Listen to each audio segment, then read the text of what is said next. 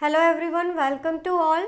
This is Priyanka और आज हम डिस्कस करेंगे हमारे ग्रोथ एंड डेवलपमेंट का most important topic that is a milestone. Developmental milestone के नाम से हम इसे स्टूडेंट जानते हैं। क्या है डेवलपमेंटल माइलस्टोन? तो माइलस्टोन का मतलब ही होता है क्या? Specific event. क्या होता है डेवलपमेंट का जो मतलब होता है? That means specific event. Milestone का मतलब ही होता है एक स्पेसिफिक इवेंट। स्पेसिफिक इवेंट में मतलब टाइम ड्यूरेशन के अकॉर्डिंग क्या हमें देखने को मिले? चेंजेस देखने को मिले। एक स्पेसिफिक इवेंट मतलब वो एक पर्टिकुलर टाइम के अकॉर्डिंग वहाँ पे जो भी चेंजेस देखने को मिल रहे हैं that is called developmental milestone. तो developmental milestone growth and development में से डेवलपमेंट को क्या करता है? इंडिकेट करता है ना। ग्रोथ को स्पेसिफिकली हम डिस्कस कर चुके हैं इन ब्रीफ हम इसे कर चुके हैं, लेकिन अब हम बात करने वाले हैं डेवलपमेंट के बारे में, जिसमें हम देखेंगे डेवलपमेंटल माइलस्टोन जो कि एक स्पेसिफिक इवेंट होता है जो अब बच्चे की जैसे जैसे newborn, infant, toddler, preschooler, schooler, इन सारी एज ग्रुप्स में आता है, तो उसमें क्या क्या चेंजेस दिखते हैं। क्या उसकी हमने डेवलपमेंट में एक और चीज पढ़ी थी, आपको याद होगा, वो था हमारा क्या? कैपेसिटी एंड स्किल्स, जो कैसे होते हैं? नॉन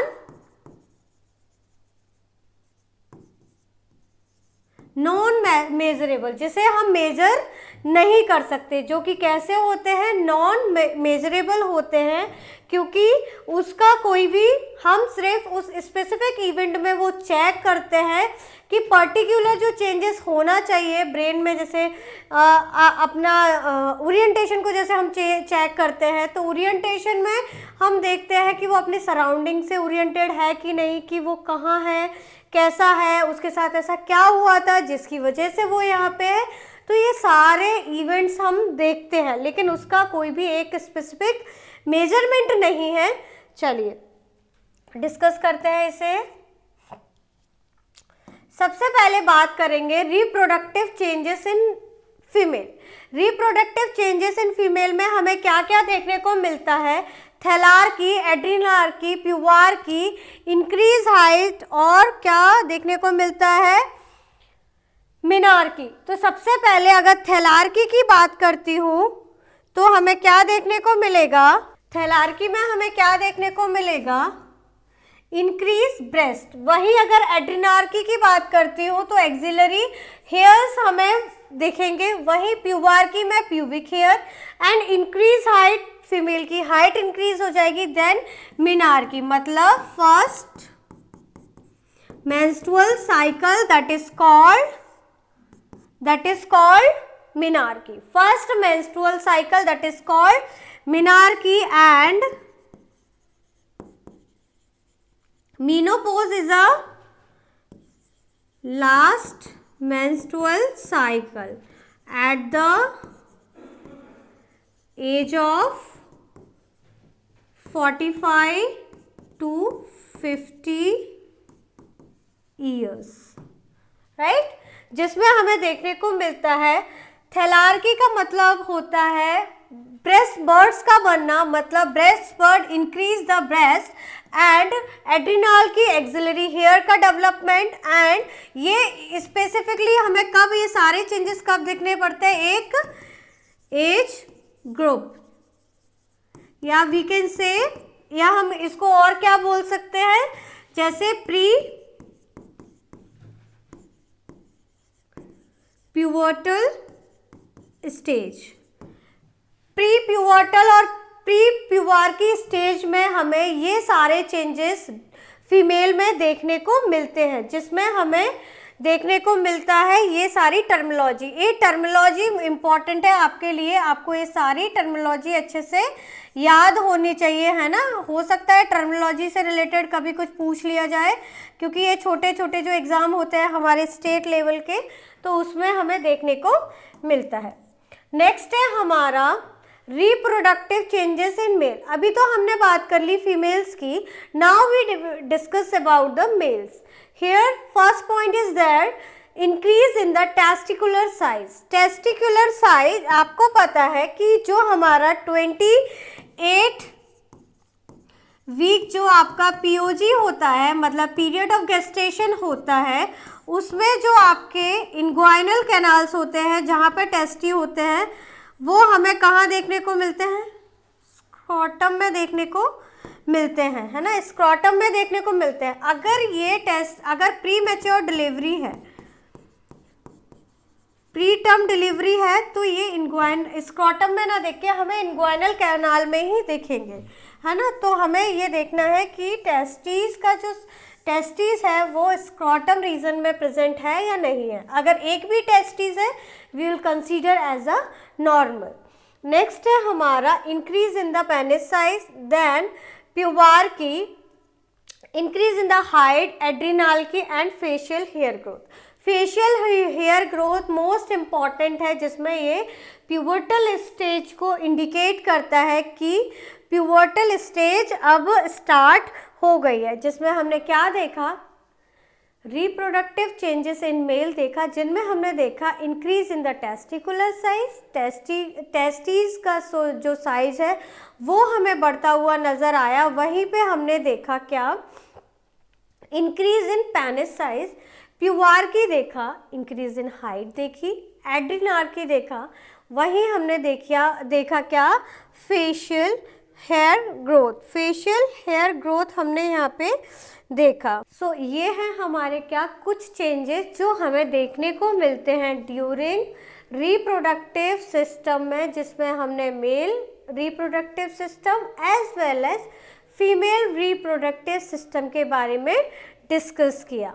अब हम देखेंगे कि माइलस्टोन जो हमने एक बात किया स्पेसिफिक इवेंट्स की, वो हमें कब और कहाँ कैसे देखने को मिलते हैं। नेक्स्ट है हमारा डेवलपमेंटल माइलस्टोन। डेवलपमेंटल, जिसका नाम ही है डेवलपमेंट, और एक स्पेसिफिक इवेंट में। माइलस्टोन का मतलब ही होता है स्पेसिफिक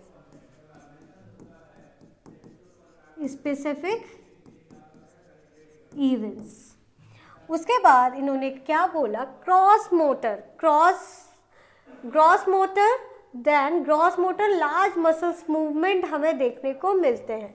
हमें ग्रॉस मसल्स में क्या? लार्ज मसल्स मूवमेंट देखने को मिलते हैं, मतलब जिसमें बड़े बड़े स्टेप जैसे उसके फर्स्ट है हमारा 2 मंथ्स में हमें क्या देखने को मिलता है? Turn head right and left. Baby क्या करता है? अपने हेड को टर्न करना स्टार्ट कर देता है at the age of 2 month. वहीं पे अगर 1 मंथ का मैं बात करती हूँ तो उसकी लैक्राइमल ग्लैंड्स डेवलप हो जाती हैं, जहाँ पे वो जब रोता है तो उसमें आंसू आना स्टार्ट हो जाते हैं। अब हमने क्या देखा? तो 2 मंथ्स में हमने क्या देखा? हमने देखा बेबी का हेड टर्न होने लगा राइट की तरफ और लेफ़्ट की तरफ, है ना। जैसे ही वो राइट और लेफ़्ट को हेड को टर्न कर सकता है। 3 मंथ्स में हमने क्या देखा? Head holding. बेबी ने क्या किया? अपने हेड को, जब भी आप देखते थे, आपको जब छोटा सा बच्चा आपको दिया जाता है तो हमें बोला जाता है कि उसका जो हेड है वो हमारे एल्बो वाले रीजन में होना चाहिए, और जो उसका बटक्स वाला रीजन है, हमें इस पोजीशन में उसको उठाना है सपोर्ट के साथ। तो हमें उसकी नेक को सपोर्ट प्रोवाइड करना होता है। सो हेड होल्डिंग कब सीख जाता है? At the age of 3 months. Next है 4 मंथ्स में, जैसे roll over the stomach to back. वो क्या करता है? रोल ओवर, स्टमक से बैक की तरफ रोल ओवर करता है, मतलब वो पलटना स्टार्ट कर देता है और घूमने लगता है ना, वहीं पे स्क्रॉल करने लगता है, पलटना स्टार्ट कर दिया, उसके गिरने के चांसेस बढ़ जाते हैं। फीमेल जो उनकी मदर हैं उनको उसके लिए बहुत अलर्ट रहना पड़ेगा, नहीं तो बच्चे को कोई भी हेड इंजरी होने के चांसेस बन जाते हैं। नेक्स्ट है 6 मंथ्स ऑफ एज में सिट विद द सपोर्ट। जब भी वो बैठे तो हमेशा 6 महीने में वो सपोर्ट के साथ बैठ सकता है, जिसे हम बोलते हैं ट्रिपॉड पोजीशन।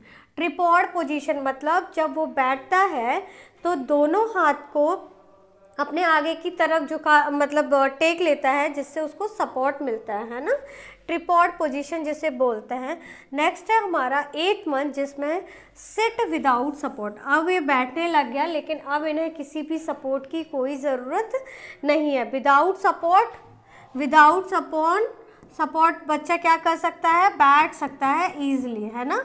नेक्स्ट है हमारा 9 मंथ्स में मोस्ट इम्पॉर्टेंट, 9 मंथ्स का बहुत बार पूछा जाता है, और एक ये पूछा जाता है कि सपोर्ट के साथ कब बैठ जाता है और विदाउट सपोर्ट कब बैठ जाता है।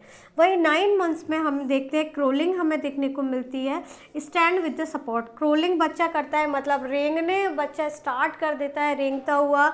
आपने देखा होगा बच्चे को बांध के, एक पैर को बांध के घर में रखा जाता था कि कहीं ये भाग ना जाए, सीढ़ी में ना चला जाए, कि जस्ट उसको एक इंजरी से प्रिवेंट कर दिया जाए, इसलिए उसको रिस्ट्रेन करना हम शुरू कर देते हैं, क्योंकि उस टाइम पे वो क्रोलिंग करना स्टार्ट कर देता है। क्रोल करते करते वो कहीं पर भी पहुंच सकता है। जैसी नज़र हटी दुर्घटना घटी वाला सिनेरियो है। इस 9 मंथ्स का जो एज ग्रुप होता है, इसमें बच्चों को बहुत गिरने से बचाना होता है। Crawling stand with the support, और बच्चा क्या करता है, सपोर्ट के साथ खड़ा होना स्टार्ट कर देता है। नेक्स्ट है हमारा 10 मंथ्स में क्या करता है, क्रिपिंग करना स्टार्ट कर देता है। 11 मंथ्स में क्या करता है, walk with the support. Walk तो करता है लेकिन सपोर्ट के साथ वॉक करता है, चेयर पकड़ के खड़े हो जाना, कुछ भी उसके जो नियर बाय है वहाँ से सामान को गिरा देना, उसको पकड़ के खड़े हो जाना, है ना। जो भी उसके हाथ के डिस्टेंस में आ रहा है पूरा सामान आराम से आपके फ्लोर में आपको नज़र आएगा इस एज ग्रुप में। नेक्स्ट है 12 मंथ्स, जहाँ पे बच्चा वॉक करना स्टार्ट कर देता है लेकिन विदाउट सपोर्ट। अब उसे 12 मंथ्स में किसी भी सपोर्ट की ज़रूरत नहीं है, मे बी अपने बर्थडे में वो अच्छे से चल सकता है, वॉक कर सकता है ना। तो यहाँ पे हमने देखा ग्रॉस मोटर, जिसमें हमने ग्रॉस मोटर में मोस्ट इम्पॉर्टेंट सबसे ज़्यादा हमने डिस्कस किया। क्या डिस्कस किया, हमने देखा डेवलपमेंट, हमें देखने को मिला लार्ज मसल्स मूवमेंट्स देखने को मिले। कैसे, लार्ज मसल्स मूवमेंट को यहाँ पे हमने डिस्कस किया, जिसमें हमने क्या देखा, 2 मंथ्स ऑफ एज में हमने देखा बेबी ने अपना हेड को टर्न करना स्टार्ट कर दिया, वो भी कैसे, राइट टू लेफ्ट। उसके बाद हमने देखा 3 मंथ्स ऑफ एज में बेबी ने क्या किया, अपने हेड को होल्ड करना स्टार्ट कर दिया। आप ध्यान से इसको देखिए कि जैसे जैसे उसकी एज बढ़ रही है, उस एज ग्रुप के अकॉर्डिंग उसमें डेवलपमेंट माइलस्टोन दिखाई दे रहे हैं, इसलिए हमने इन्हें बोला है डेवलपमेंटल माइलस्टोन। वहीं हम बात कर रहे थे 4 मंथ्स की, जहाँ पे बच्चे ने रोल ओवर स्टार्ट कर दिया स्टमक टू बैक। 6 मंथ में हमने देखा कि बच्चे ने क्या किया, सिट विदाउट सपोर्ट स्टार्ट कर दिया। वहीं 8 मंथ में हमने देखा सिट विदाउट सपोर्ट। 9 मंथ में क्रोलिंग स्टार्ट कर दिया, क्रिपिंग करना स्टार्ट कर दिया, है ना। उसके बाद 11 मंथ में वो सपोर्ट के साथ चल रहे थे, और वहीं हमने देखा कि 12 मंथ्स में उन्हें अभी किसी सपोर्ट की ज़रूरत नहीं है, वो अपने आप से अच्छे से वॉक कर सकता है इस एज ग्रुप में। किस एज ग्रुप में, 12 मंथ्स में। तो ये देखा आपने कि जैसे जैसे माइलस्टोन, जैसे जैसे बच्चे का एज हमें बढ़ता हुआ नज़र आया, उसमें हमने माइलस्टोन मतलब चेंजेस हमें देखने को मिले। तो ये सारा हमने यहाँ पे डिस्कस किया। ये सब किसके अंदर आते हैं, क्रॉस मोटर, जिसमें लार्ज मसल्स इन्वॉल्व होती हैं, है ना, जिसमें छोटे छोटे मसल्स इन्वॉल्व ना होकर कैसे मसल्स इन्वॉल्व होते हैं, लार्ज। नेक्स्ट है हमारा 2 ईयर। 2 ईयर ऑफ एज में हमें क्या देखने को मिला, रनिंग, क्लैम अपस्टेयर्स, बच्चा क्या कर रहा है, दौड़ने लगा है, अपस्टेयर्स चढ़ने लगा है, climb. Down stairs with 2 step, लेकिन चढ़ने तो लगा लेकिन उसे अभी भी उतरना नहीं आता। वो क्या करता है, 2-2 स्टेप को एक साथ उतरता है। अनड्रेस्ड सेल्फ, और अब बच्चा क्या करता है 2 साल में, अपने आप के अनड्रेस्ड सेल्फ, खुद से कपड़े उतारने की कोशिश में रहता है कि मम्मी करेगी उससे पहले मैं कर लेता हूँ, है ना। उसके बाद नेक्स्ट है हमारा 3 इयर्स, जिसमें हमें ट्राईसाइक्लिंग बच्चे चलाता हुआ दिखता है। Crimp upstairs with first step, एक एक स्टेप करके बच्चा चढ़ने लगता है। ड्रेस सेल्फ विथ असिस्टेंस, क्या कर रहा है, ड्रेस्ड होने की कोशिश कर रहा है लेकिन उसे अभी भी असिस्टेंस की ज़रूरत है, मतलब कोई ना कोई असिस्टेंट चाहिए उसको, जो उसको कपड़ों को पहनाने में उसकी मदद करे। लेकिन वो अपने भी एफर्ट्स डालता है इस एज ग्रुप में कि मैं खुद से पहन सकता हूँ, है ना, आप छोड़ दीजिए मैं कर लूँगा, नहीं। उसके बाद 4 ईयर में क्या किया, बच्चा hops jumps climb down stairs with 1 step ड्रेसफुली। इसमें क्या कर रहा है, बच्चा चढ़ भी रहा है, उतर भी रहा है और कपड़े भी अच्छे से पहन रहा है 4 साल में। 5 साल में क्या करता है, क्रीपिंग करता है, स्किपिंग करता है, tie shoe laces, most important tie shoe laces, जो कि बड़े बड़ों को अभी भी नहीं आता कि शू के जो लेसेस होते हैं उनको किस तरीके से टाई किया जाता है। वो आज भी बहुत से लोगों को करना नहीं आता कि शू लेसेस को टाई कैसे किया जाए। तो ये बच्चा कब कर रहा है, और स्किपिंग कर रहा है, बच्चा अच्छे से उछल रहा है, कूद रहा है ना, शू लेसेस को अपने हाथ से टाई कर रहा है, जो कि बहुत इम्पॉर्टेंट है ना। जब वो शू लेसेस को टाई करने लगता है तो मतलब वो चीज़ों को बहुत अच्छे से समझने लगता है, उसे उसमें बहुत सारे चेंजेस हमें देखने को मिलते हैं। तो यहाँ पे हमने 3 एज ग्रुप को डिस्कस 4 एज ग्रुप्स को डिस्कस किया, 2, 3, 4, 5। 2 में हमने देखा, जैसे 2 है तो याद रखिए 2 स्टेप्स, 2 से स्टार्ट रख सकते हैं कि बच्चा दौड़ने लगा है ना, और चढ़ने भी लगा है, लेकिन उतरने में हमेशा 2-2 स्टेप ले रहा है और बच्चा अनड्रेस्ड भी खुद हो जा रहा है।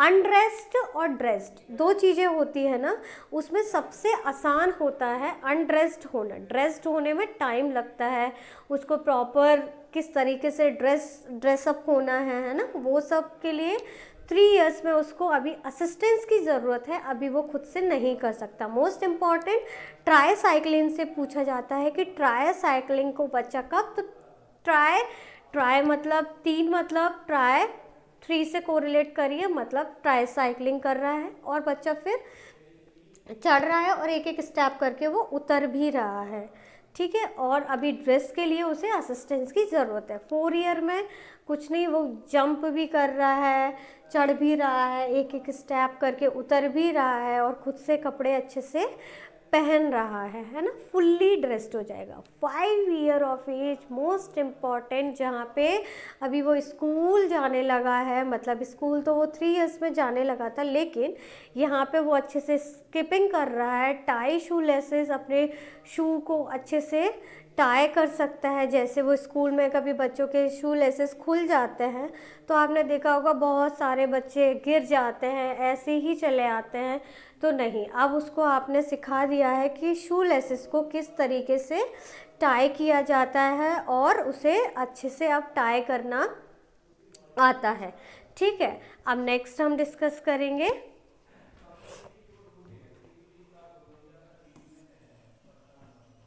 ये देखिए, ये क्या कर रहा है, ये एक एक करके चढ़ रहा है ना। जैसे ही आपकी नज़र हटी और ये पूरी सीढ़ियाँ चढ़ जाएंगे। ये कौन सी पोजीशन है, ये कौन सी पोजीशन है, ट्रिपॉइड, जो ये कौन सी पोजीशन है हमने डिस्कस किया था, जिसमें वो सपोर्ट के साथ कर रहे थे।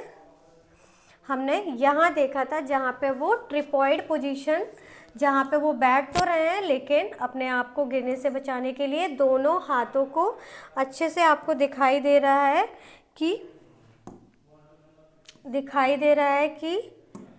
क्या दिखाई दे रहा है कि उन्होंने अपने दोनों हाथों को वो अपने जो सरफेस है वहाँ पे अटका रखा है और उससे सपोर्ट ले रखा है ना, क्योंकि उसने गिरने का भी डर हो सकता है। नेक्स्ट है हमारा, ये क्या है, हमारी कौन से, जिसमें बच्चे रेंग रहे हैं और एक रेंगते रेंगते रेंगते रेंगते कहाँ चले जाएंगे आपको पता भी नहीं चलेगा, है ना। कोई भी अगर इसमें इंजरी होने के चांसेस भी है ना। और ये देखिए इसमें क्या कर रहे हैं, अपना क्रोलिंग करना इन्होंने स्टार्ट कर दिया है और ये पूरा घूम सकते हैं ऐसा, पूरे जहाँ पे भी इनको जाना है वहाँ पे भी जा सकते हैं और इनको जहाँ नहीं भी जाना है वहाँ पे भी जा सकते हैं और इंजरी के चांसेस बढ़ जाते हैं। इसलिए बहुत ध्यान देना है इस एज ग्रुप में, जो कि 9 मंथ्स में हमें देखने को मिला था। अब हम बात करेंगे फाइन मोटर। अभी हमने ग्रॉस मोटर देखा जिसमें हमने देखा कि लार्ज मसल्स इन्वॉल्व थी। अब हम देख रहे हैं फाइन, मतलब फाइन का मतलब भी है स्मॉल मसल्स का इन्वॉल्वेशन। तो इन्वॉल्व क्या है इसमें, 3 मंथ्स में देखा हमने hand regard grasping reflex disappear. यहाँ पे हमने देखा हैंड रिगार्ड ग्रैस्पिंग रिफ्लेक्स क्या हो गया आपका, डिसअपेयर हो गया। वहीं 5 मंथ में देखा hand regard disappear bidextrous approach mouthing, है ना। उसके बाद 6 मंथ में देखा unidextrous appears transfer object from one hand to another. यहाँ पे क्या किया, 3 मंथ्स में हैंड रिगार्ड बच्चे को समझ में आया, ग्रेस्पिंग रिफ्लेक्स डिसअपेयर हो गया। वहीं यहाँ पे 5 मंथ में देखा हैंड रिगार्ड डिसअपेयर हो गया, बाय डेक्टोज मतलब एक से दूसरे में अप्रोच करना उसने स्टार्ट कर दिया, और कोई भी माउथिंग मतलब मुंह में चीज़ें डालना स्टार्ट कर दिया। वहीं 6 मंथ की एज में देखा हमने क्या किया, अनआइडेक्टोज अप्रोच स्टार्ट कर दिया उसने, ट्रांसफ़र एक ऑब्जेक्ट को दूसरे हैंड में उसने ट्रांसफ़र कर दिया, खेलने लग गया। उसके बाद 9 मंथ्स में हमने देखा pincer grasp start to develop, pincer grasp start हो गया। और 9 मतलब छोटी छोटी चीज़ें अगर कहीं पड़ी हैं तो उसको अपना पिंचर मतलब अपनी दोनों पिंच से उठाना और सीधे मुंह में डाल लेना। उसके बाद 12 मंथ्स में पिंसर ग्रैप्स मैच्योर हो गया। अब तो उन्हें बिल्कुल जो चीज़ें आपको भी नहीं दिखेंगी वो बहुत अच्छे से उसे उठा सकते हैं, वो सीधे अपना मुंह में डाल सकते हैं। वो शार्प ऑब्जेक्ट भी हो सकते हैं, हो सकता है बच्चे को इसकी वजह से कोई इंजरी हो जाए, है ना। अगर हमारी नज़र नहीं पड़ी और उसने कुछ भी ऐसा ऑब्जेक्ट लेके मुंह में सीधा डाल लिया तो बच्चे को हार्म भी हो सकता है। माउथिंग डिसअपेयर, वहीं 15 मंथ्स में हमने देखा बिल्ड अ टावर 2 बॉक्सेस स्क्रिबिंग।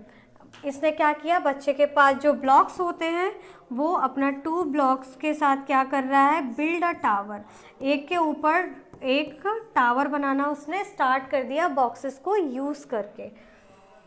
सो यहाँ पे हमने क्या क्या देखा, 3 मंथ, 5 मंथ्स, 9 मंथ, 12 मंथ, जिसमें हमें क्या देखा, फाइन मोटर एक्टिविटीज़ को हमने देखना शुरू कर दिया।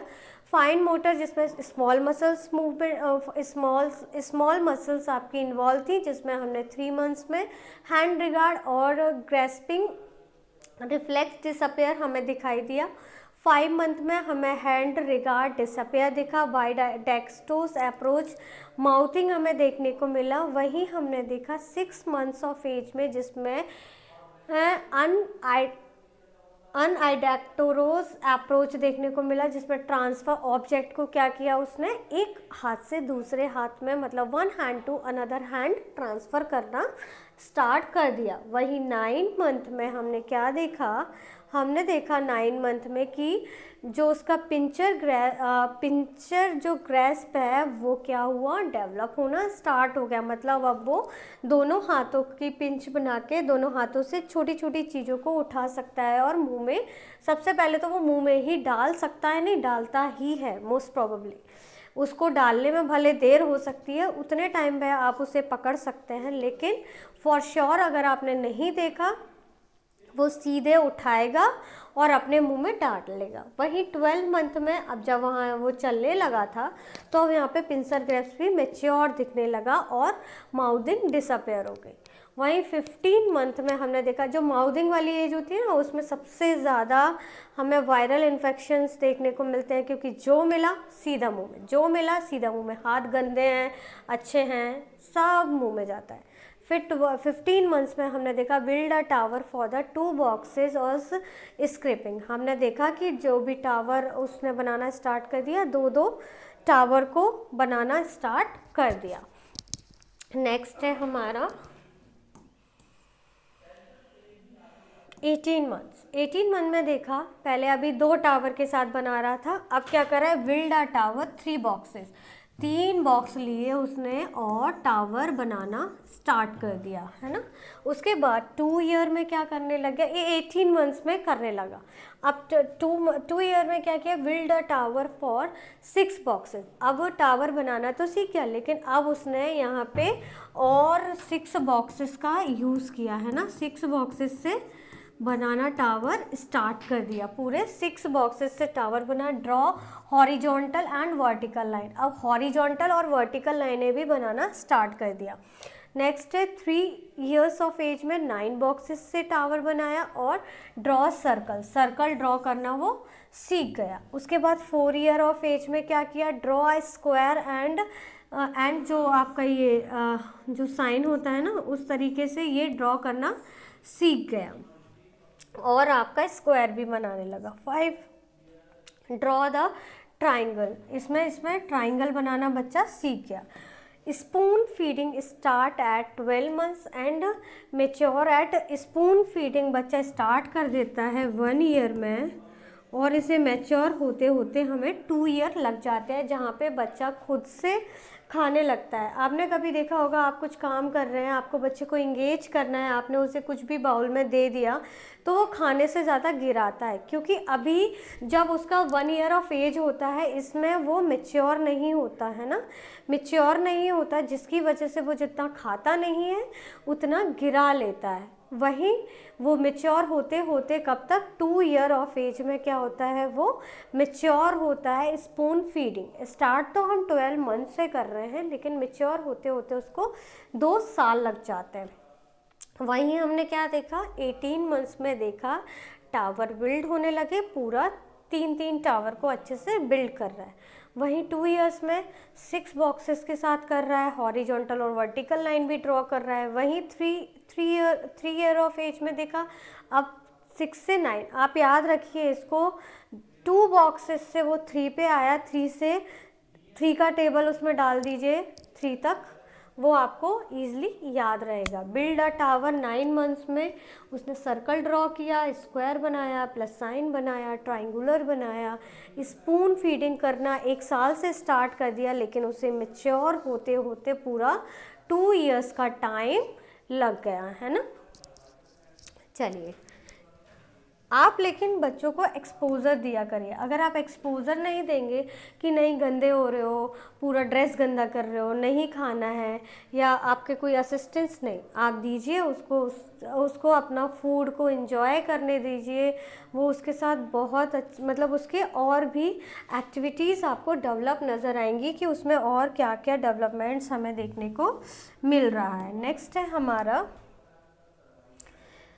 Language and development, language development. अब लैंग्वेज डेवलपमेंट में क्या क्या देखने को मिलेगा, लैंग्वेज से रिलेटेड मतलब अब उसने बोलना शुरू कर दिया, सिंगल वर्ड बोल रहा है, फिर डबल वर्ड बोल रहा है, फिर एक सेंटेंस बोल रहा है, सेंटेंस को जोड़ रहा है, पूरा सेंटेंस बनाने लगा, अच्छे से बात करने लगा। तो वो डेवलपमेंट हमें दिखेंगे, लैंग्वेज डेवलपमेंट वो हमें कैसे कैसे दिखेंगे।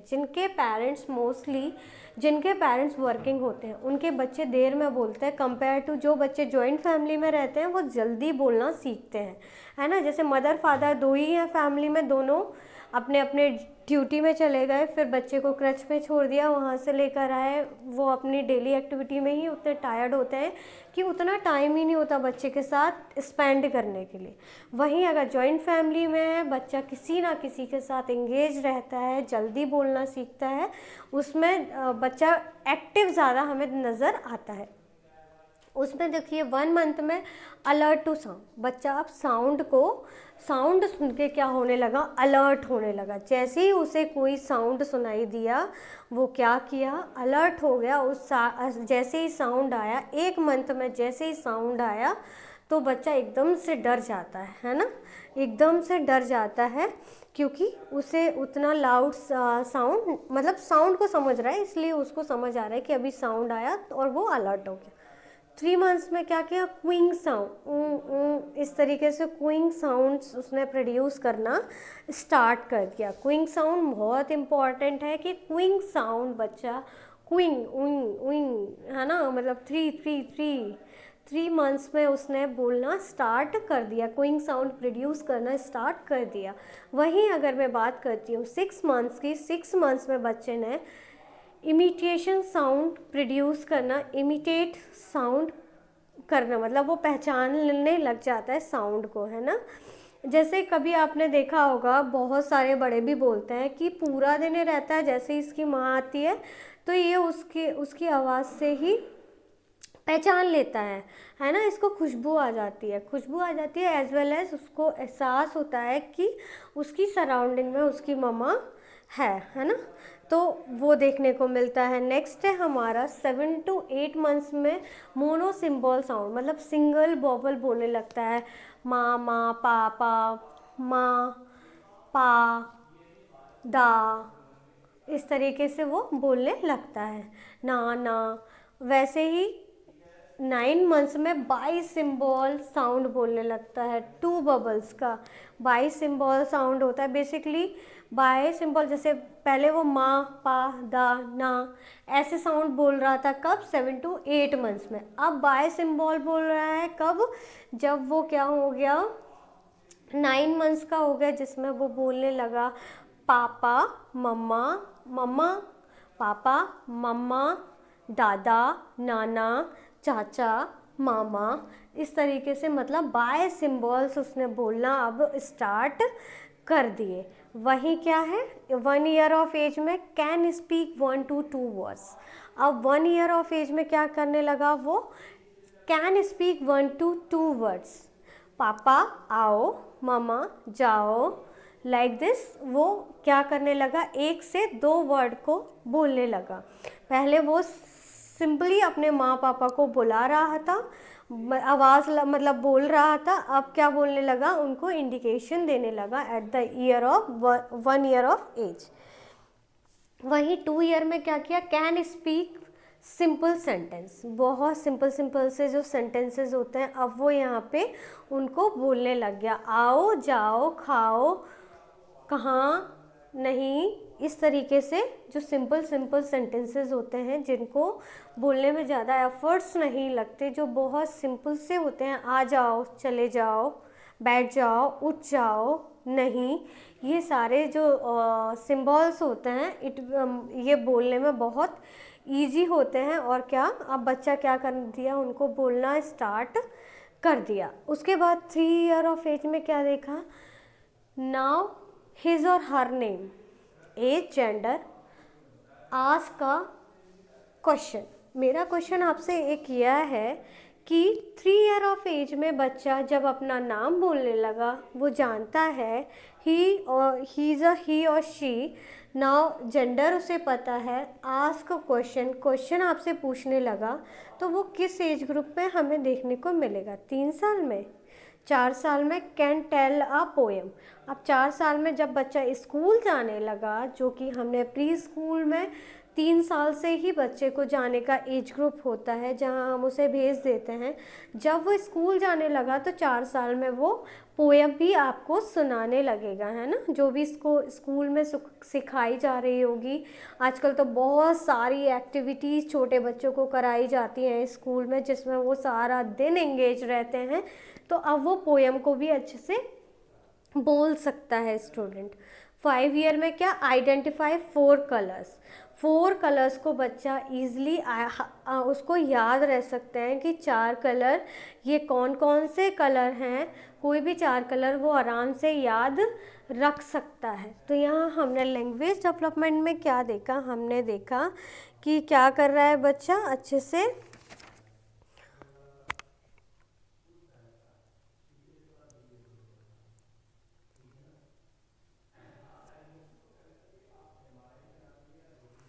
फोर कलर को फर्स्ट मंथ में अलर्ट टू साउंड कर दिया, 3 मंथ्स में क्विंग साउंड प्रोड्यूस कर दिया, 6 मंथ्स में लिमिटेड साउंड उसको इमिटेट साउंड कर दिया। 7 to 8 मंथ्स में मोनो सिम्बॉल साउंड उसको दिखाई देने लगे, है ना। उसके बाद हमें देखने को मिला 9 मंथ्स में bisyllable sound. 1 year of age में can speak 1 to 2 words.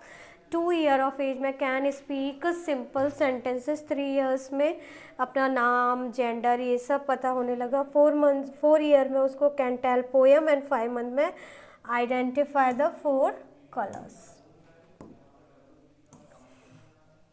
Next है हमारा सोशल डेवलपमेंट।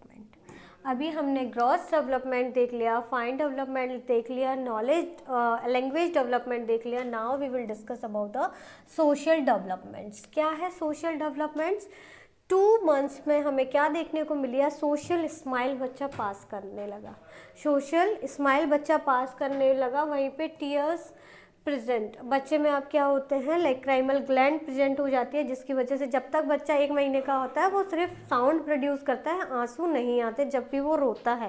लेकिन अब क्या है? बच्चे में लैक्राइमल ग्लैंड जो कि क्या करती है? आंसू प्रोड्यूस करवाती है। अब बच्चे के टीयर्स भी आना स्टार्ट हो जाएंगे at the age of 2 months, है ना। 2 मंथ्स में बच्चे के आंसू आपको दिखने लग जाएंगे। 3 मंथ्स में क्या दिखेगा? Recognise mother. अपनी मदर को अच्छे से वो पहचान सकता है कि ये मेरी मम्मा है। 6 मंथ में मिरर प्ले, बच्चा खुद को देख के मिरर प्ले करेगा। स्ट्रेंजर एंजाइटी होगी बच्चे को, है ना। बच्चा किसी के पास भी ईजिली जाना नहीं चाहेगा, लेकिन हम क्या करते हैं? अरे मामा आए हैं, मौसी आई हैं, ले लीजिए। नहीं, बच्चे को एंजाइटी होती है, वो नहीं जाना चाहता, लेकिन हम ज़बरदस्ती दे देते हैं। 9 मंथ्स में वेव हैंड, बाय से बाय बाय, अपने हाथ को उठाकर बाय बाय करना स्टार्ट कर देता है। 9 मंथ्स में क्या करता है? अपने हाथ को उठा के बाय बाय आप उसे करवाना स्टार्ट कर देते हैं। बच्चा अपने आप बाय बाय बाय बाय, है ना। उसके बाद 15 to 18 months wave hand to say no, अपने हाथ को उठाकर बोल सकता है नहीं, उसको ये काम नहीं करना। उसके बाद 18 मंथ्स टू 2 ईयर में ड्राई बाय डे, ठीक है, मतलब दिन में वो बैड बैटिंग नहीं करता। वहीं 3 इयर्स में dry by night also sharing toys, और रात को भी वो टॉयलेट नहीं करता और अपने टॉयज़ को भी अपने फ्रेंड्स के साथ शेयर करता है। जब वो इस एज ग्रुप में वो कहाँ जाने लगता है? प्ले स्कूल में जाने लगता है, जहाँ पे उसको क्या सिखाई जाती है? शेयरिंग, है ना। शेयरिंग सिखाई जाती है, मोस्ट इम्पॉर्टेंट है। हम सबको अपने बच्चों को शेयरिंग सिखानी बहुत ज़रूरी है। 4 ईयर टॉयलेट अलोन, खुद से टॉयलेट जा सकता है। 5 ईयर में बिकम इंडिपेंडेंट, वो क्या होता है? धीरे धीरे इंडिपेंडेंट होने लगता है, अपने काम, छोटे छोटे कामों को खुद कर लेता है। स्कूल से आता है, अपने शूज़ खोल देता है, बैग हटा देता है, ड्रेस भी पहन लेता है ना। और 6 ईयर में ब्रश इंडिपेंडेंटली, मोस्ट इम्पॉर्टेंट, सबसे लास्ट में जो बच्चा सीखता है ना, वो ब्रश ही खुद से करना सीखता है। अदरवाइज़ उसको सारी चीज़ें हमें करवानी पड़ती हैं। अभी तक हम सब उसको करा रहे थे, ब्रशिंग, ड्रेसिंग, बाथिंग, लेकिन 6 ईयर ऑफ एज में क्या करता है? वो ब्रशिंग खुद से करना स्टार्ट कर देता है। अब क्या है? यहाँ पे हमने देखा 2 मंथ से स्टार्ट किया। 2 मंथ्स में जिसमें बच्चे ने क्या कर दिया? सोशल स्माइल को पास करना स्टार्ट कर दिया। बच्चे को वो बच्चा देख के मुस्कुराने लगा और टीयर प्रेजेंट रहने लगे। वहीं 3 मंथ्स में मदर को रिकॉग्नाइज करने लगा, पहचानने लगा अपनी मामा को। 6 मंथ्स में मिरर प्ले सीख गया और स्ट्रेंजर एंजाइटी देखने को मिली। वहीं 9 मंथ्स में वेव हैंड एंड से बाय बाय, बाय बाय करने लगा। वहीं 15 to 18 मंथ्स में देखा wave hand to say no, उसने अपने हाथ को उठाने लगा और बोलने लगा नहीं। 18 मंथ्स में 2 year dry by day, 3 years में dry by night, sharing toys, अपने टॉयज़ को शेयर करने लगा। 4 ईयर में टॉयलेट अलोन, अब टॉयलेट जाने के लिए वो किसी को बुलाता नहीं है, उसको जब वॉशरूम आती है वो खुद से जाके टॉयलेट कर सकता है, टॉयलेट अलोन। वहीं 5 ईयर में बिकम इंडिपेंडेंट, बच्चा क्या हो गया, इंडिपेंडेंट हमें नज़र आता है, वो अपने काम खुद से करने लगता है। छोटे छोटे काम, स्कूल से आना, जैसा मैंने आपको बताया है ना, अपने शूज़ को रिमूव कर देना। वहीं 6 ईयर ऑफ एज में क्या, ब्रशिंग इंडिपेंडेंटली, वो खुद से ब्रश करना सीख जाता है, जो कि सबसे ज़्यादा लेट होता है अपीयर, है ना। चलिए उसके बाद नेक्स्ट हम डिस्कस करेंगे, यहाँ पे हमने लैंग्वेज, सोशल, ये सब डिस्कस कर लिया।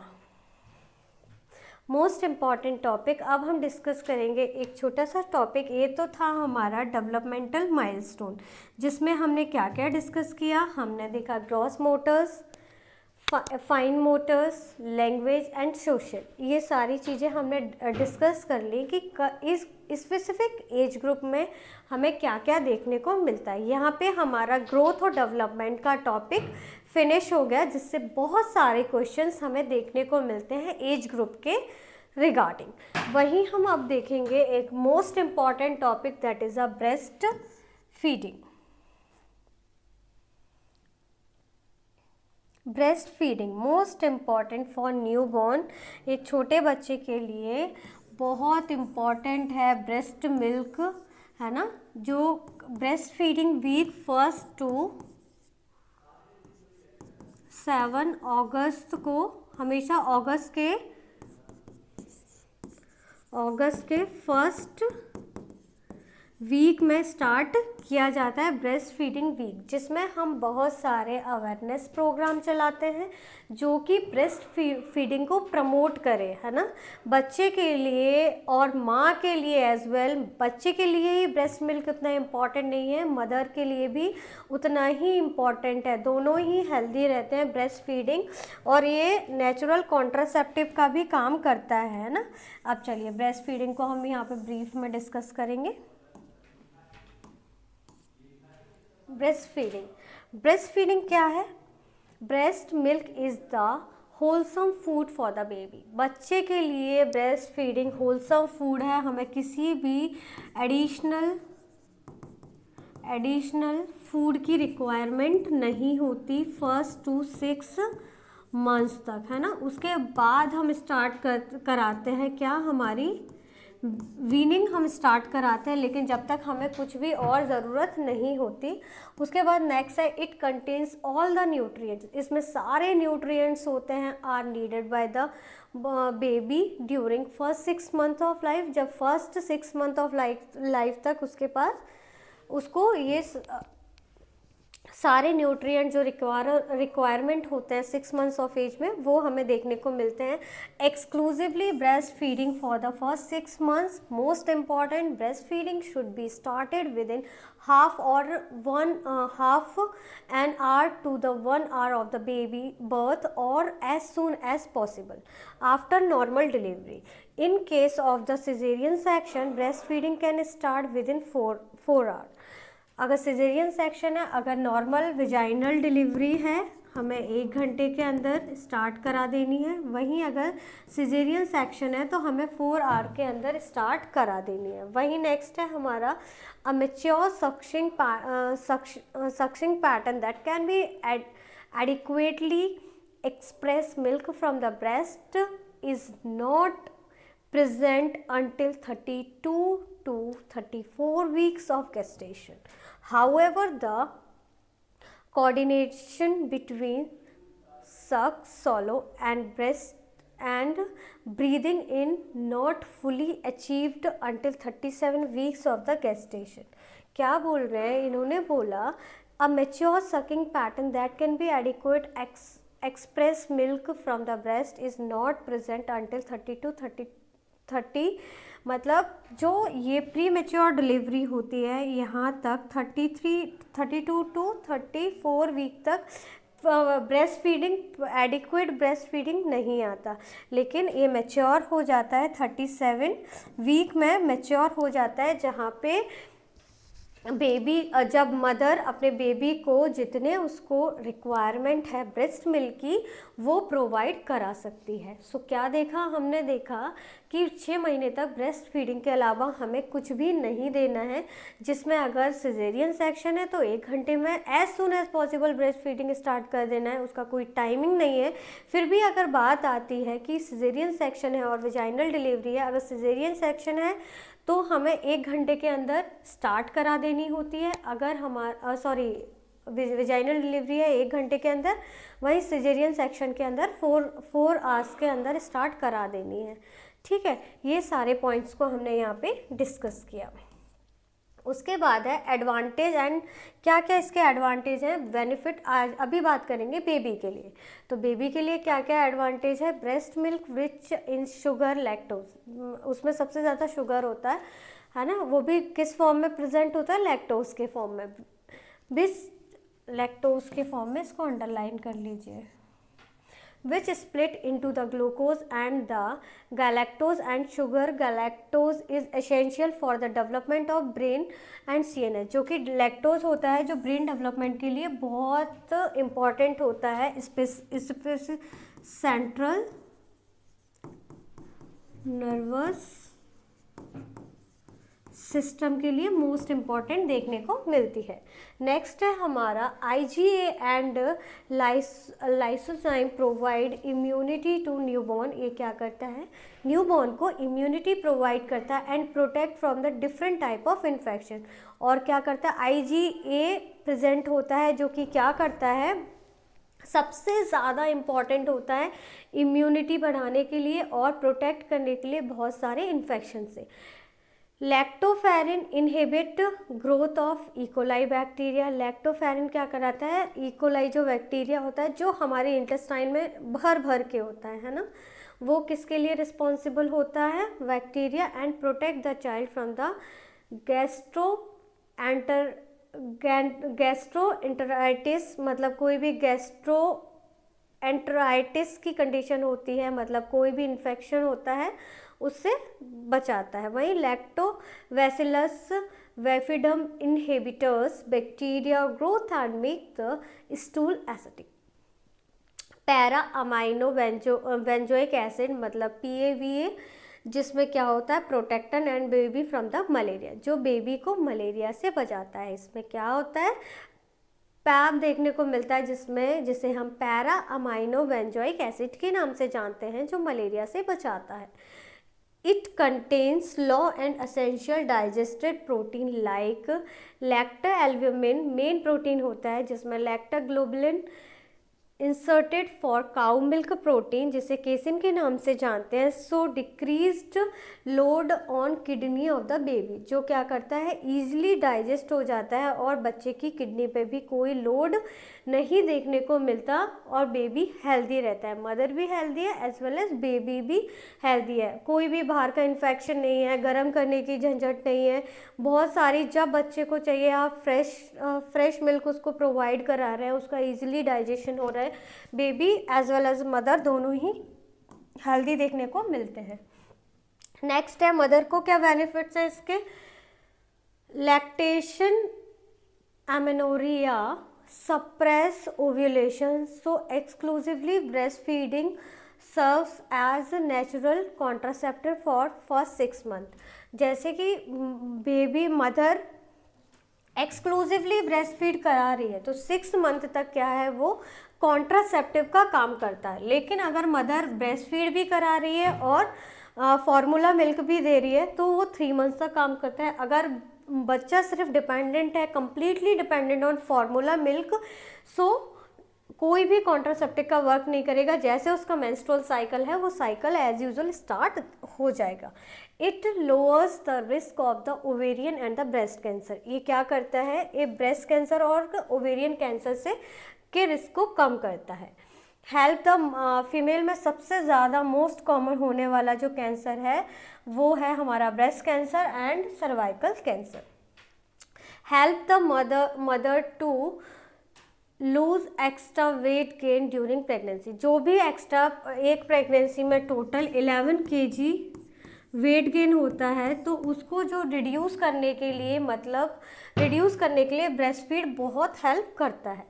It reduce the change of PPH, changes of PPH, postpartum hemorrhage and promote speed for involution of uterus। involution मतलब ये परपीरियम कंडीशन की बात कर रहे हैं student.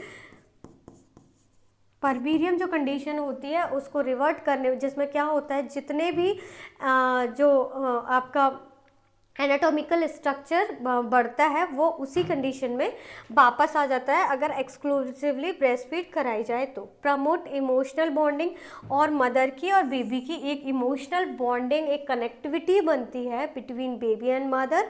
So low risk for emotional problem in changes, मतलब एंटी साइको, जो आपका साइकोसिस जैसी कंडीशन होती है वो हमें देखने के लिए कम मिलती है। मदर को भी बहुत सारे बेनिफिट हैं एज वेल एज बेबी को भी बहुत सारे बेनिफिट्स हैं। सो यहाँ पे हमने क्या देखा, क्या क्या बेनिफिट्स देखने को मिला। आपको 6 मंथ तक सिर्फ ब्रेस्ट फीडिंग कॉन्ट्रासेप्टिव की तरह काम किया, वेट गेन कम कर दिया उन्होंने, और जो भी आपका ये ब्रेस्ट कैंसर, सर्वाइकल कैंसर के चांसेस को कम हुआ, और बेबी की और मदर की इमोशनल बॉन्डिंग हमें यहाँ पे देखने को मिली। वही नेक्स्ट है टाइप ऑफ ब्रेस्ट मिल्क। क्या क्या कितने टाइप के ब्रेस्ट मिल्क होते हैं। कोलेस्ट्रम होता है हमारा क्या, yellow and the thick milk secret during the first 3 days of delivery which contain high amount of the antibody, जिसमें सबसे ज़्यादा मात्रा में जो रहता है वो हमारा IgA देखने को मिलता है, जो कि फैट सॉल्युबल विटामिन्स और क्या क्या ADE देखने को मिलता है। नेक्स्ट है हमारा ट्रांजिशनल मिल्क, जिसमें क्या होता है, milk secret during the 4 to 14 days में जो मिल्क सीक्रेट होता है उसे हम ट्रांजिशनल मिल्क कहते हैं। क्या, कोलेस्ट्रॉल जो कि फर्स्ट टू 3 days, और ट्रांजिशनल जो 4 to 14 days has increase fat sugar contains. And mature milk, जिसमें थिन एंड वाटरी मिल्क देखने को मिलता है, जिसमें सीक्रेट आफ्टर ट्रांजिशनल मिल्क। वहीं हमें फॉर मिल्क की बात करते हैं, milk which available at the starting of the regular feeding which have high amount of protein, sugar, vitamin, mineral and water. It satisfy the thrust of baby, ये बच्चे की प्यास को बुझाता है। For milk and hind milk. For milk मतलब just for उसको पूरा जो उसकी थ्रस्ट है उसको बुझाता है, वहीं हिंड मिल्क उसकी हंगर को सबसाइड करता है। टोटल जो टाइम ड्यूरेशन होता है, टोटल एटलीस्ट 10 मिनट तक ब्रेस्ट फीड कराना चाहिए, जिसमें हमें 2 to 3 मिनट तक हमारा फॉर मिल्क देखने को मिलता है, एंड बाकी जो रेस्ट ऑफ टाइम होता है वो हमारा किस में जाता है, हमारे हिंड मिल्क में, जो बच्चे की हंगर को सबसाइड करता है। बच्चे को एडिशनल वाटर की भी ज़रूरत नहीं होती। Hind milk which available at the end of regular feeding which have high amount of the fat energy, it satisfy the hunger of the baby. उसी में प्रीटर्म बेबी है तो उसमें हमें milk secret after preterm delivery. It contains high amount of protein है, जिसमें sodium, iron, IG और आपका क्या देखने को मिलेगा, कैलोरीज देखने को मिलेगा। उसके बाद नेक्स्ट है हमारा, जैसे ही बेबी ब्रेस्ट मिल्क को सीक्रेट करता है ना, हमारे 2 हार्मोन काम करते हैं। एक होता है हमारा प्रोलैक्टिन हार्मोन, एक होता है ऑक्सीटोसिन। ऑक्सीटोसिन का काम होता है इजेक्शन का, वहीं प्रोलैक्टिन का काम होता है किसको, मिल्क को प्रोड्यूस कराने का। मिल्क जैसे ही हमारे हाइपोथैलेमस को, एंटीरियर पिट्यूटरी को सिग्नल जाता है, वहीं प्रोलैक्टिन हार्मोन अपने काम पे लग जाता है, मिल्क को बनाता है। वहीं फिर क्या होता है, ये ऑक्सीटोसिन क्या करता है, एल्वियोलाई रीजन होता है जो ये मतलब बेबी के माउथ में है ना, इसका है ना 2/3 पार्ट बेबी के माउथ में होना चाहिए। एल्वियोलाइज में ही सारी डक्ट, इस तरीके से जो सारी डक्ट होती हैं वो हमारी एल्वियोलाई रीजन में देखने को मिलती है इस तरीके से। तो ये जो एल्वियोलाई में ये जो सारी डक्ट होती है, मिल्क डक्ट, वो क्या करती हैं, जब बेबी सक करता है तो फिर वो मिल्क को सीक्रेट करती हैं, वो करवाता है ऑक्सीटोसिन और प्रोलैक्टिन। जस्ट मिल्क ये फॉर्मेशन में काम करता है और ये इजेक्शन में हेल्प करता है, मिल्क इजेक्शन में। उसके बाद है suppression of the lactation. Suppression, और उसमें ब्रोमोक्रिप्टिन जो ब्रोमोक्रिप्टिन ड्रग होती है वो 2.5 mg orally BD from the 2 weeks. Suppression of the lactation, जिसमें bromocriptine increase the secretion of the dopamine, dopamine का सीक्रेशन बढ़ा देता है, जिससे called prolactin inhibitor hormone and don't inhibit secretion of the prolactin, जिसमें प्रोलैक्टिन का वो पूरा काम ही ख़त्म कर देता है, जिसकी वजह से मिल्क नहीं बन पाता और मिल्क रुक जाता है, जिसमें ब्रोमोक्रिप्टिन हेल्प करता है। Due to the inhibitor of the prolactin suppress the lactation occur, जिससे लैक्टेशन आगे कंटिन्यू नहीं कर पाते और उसे वहीं पे क्या करना पड़ता है, सप्रेस करना पड़ता है। नेक्स्ट है वीनिंग। वीनिंग में क्या करते हैं, अब हमें दूध के साथ साथ उसको क्या खिलाना भी स्टार्ट कर देते हैं, जिसमें gradually introduce of the semi solid food देने लगते हैं 6 months, और slowly tapping off the water from the breast feeding weaning. Iron storage and deplete 4 months of the age, so breast feeding infant should give liquid iron supplements. At the 12 months egg का जो white part है वो देना start कर देते हैं। Not feed for the honey till as of the 12, feed by the honey till 12 months because Honey में cause botulism, है ना। हाँ, हनी को 12 महीने से पहले बच्चे को नहीं देना है। उसके बाद avoid solid food that may cause cooking in choking in infant, जो गले में फंसते हो, हार्ड कैंडीज जैसे हो गया, नट्स हो गया, फ्रूट्स हो गया, सीड्स हो गया, इस तरीके से कुछ भी हमें, पॉपकॉर्न्स हो गए, ग्रेप्स हो गए, ये सब नहीं देना है। इस sequence of adding solid food are iron fortified rice, cereals, fruits, vegetables, then meats, ये सब हमें उसकी वीनिंग में स्टार्ट कर देना है।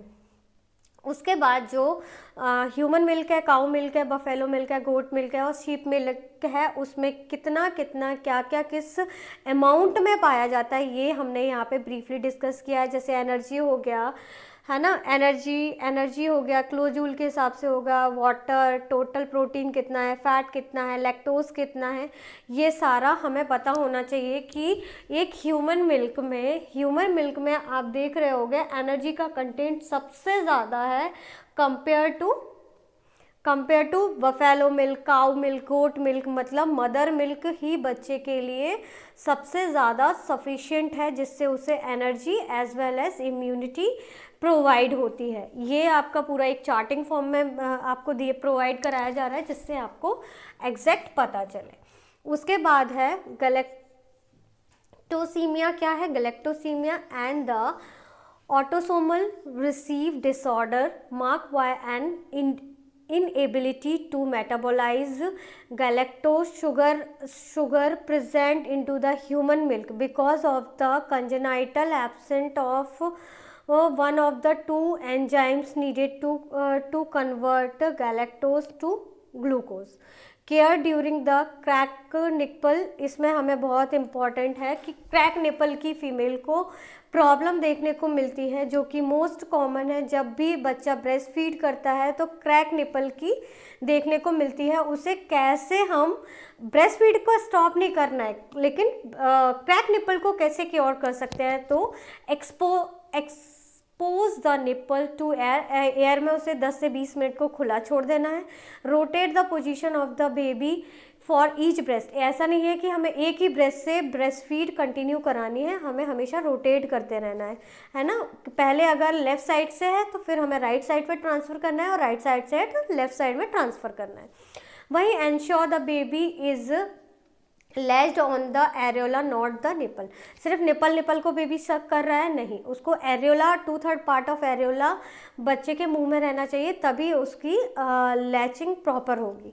उसके बाद cholesterol milk can express after feeding as the moisturiser to prevent the cracking और drying of nipple. Avoid use of soap on breast कोई भी सोप और उससे ब्रेस्ट को क्लीन नहीं करना है, जस्ट ल्यूकवार्म वाटर से क्लीन करना है ब्रेस्ट, बिकॉज इट में रिमूव नेचुरल ऑयल और the lubricants which increase changes of crack nipple. अगर आप किसी भी सोप से या किसी भी सोल्यूशन से ब्रेस्ट को क्लीन करते हैं तो उसकी जो नेचुरल प्रॉपर्टी होती है, नेचुरल हीलिंग प्रॉपर्टी होती है वी कैन से, तो वो क्या हो जाएंगी, वहाँ पे रिमूव हो जाएंगी और वो हीलिंग प्रोसेस हमें नज़र नहीं आएगा। सो उसके बाद है केयर ऑफ द ब्रेस्ट और निपल। ब्रेस्ट को और निपल को कैसे केयर करना है, maintain general hygienic and wash the breast once daily. एक बार तो ब्रेस्ट को अच्छे से क्लीन करना है। If breast enlargement feed frequently, apply warm packs before feeding, apply ice packs between feeding and massage the breast. Use well fitted bra with breast pad in the bra to the absorb any milk leakage. Then assess latch में क्या क्या देखने को मिलेगा, latch achieved by the newborn, audible swallowing, type of the nipple, comfort of the mother, hold the position of the baby. Score to evaluate the effectiveness of the early breastfeeding. Numerical score 0, 1 or 2 is assisted by the 5 letters of the acronym. Lower score less than 5 can indicate the need of assistance for the better success of breastfeeding. सो ये था हमारा breast feeding का एक topic. आज हमने growth and development को wind up कर दिया, एज वेल एज एक छोटा सा topic, most important topic breast feeding, जिसके लिए बहुत सारे अवेयरनेस प्रोग्राम चलाए जाते हैं कि जितना हो सके फार्मूला मिल्क को अवॉइड करना है, ब्रेस्ट मिल्क को प्रमोट करना है। सो ये था हमारा टॉपिक। ऐसे ही बढ़ते रहिए और GDC नर्सिंग से जुड़े रहिए। Thank you everyone.